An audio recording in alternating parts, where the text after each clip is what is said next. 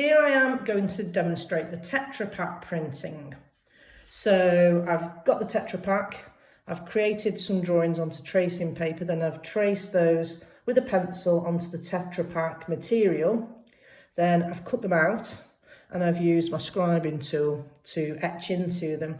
I've got a few pieces of bubble wrap here that I'm going to ink up as well. And then if we look over to the printing press, we can see that we've got some scrim, which I've set up a little bit like Lisa Stubbs' work. She's the artist who's in your pack. So if we come back to the Tetra print, I'm just going to get my ink. So you really need a tiny bit of ink.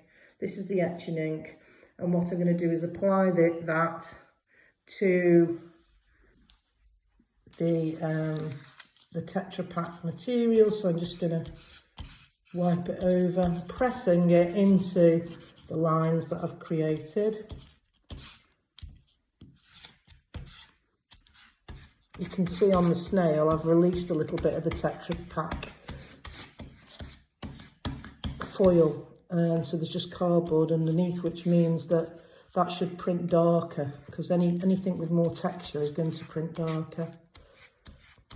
Now I've got some little bits of bubble wrap here.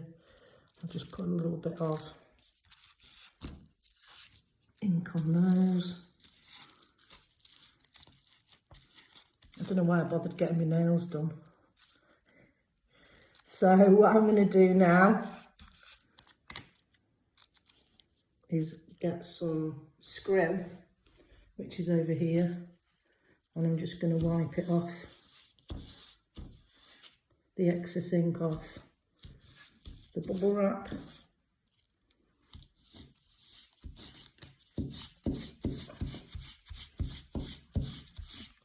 The excess ink off the snail. I'm just going to make a little bit lighter in its body, a little bit lighter on its head.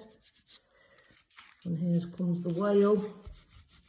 So this is obviously from the snail and the whale topic, I believe. I think one of your year groups is focusing on the snail and the whale. And this is just an idea about how you can use illustration in print.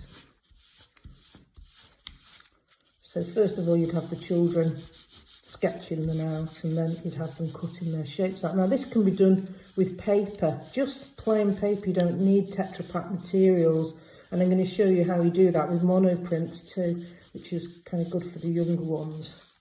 So I'm going to pick these up off the paper here, and I'm going to place them over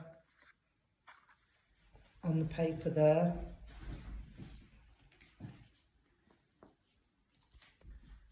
Here comes the snail. It's going to sit on top of the rock.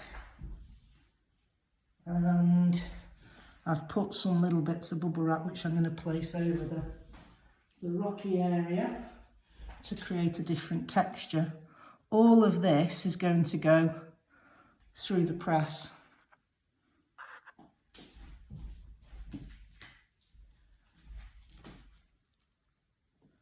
So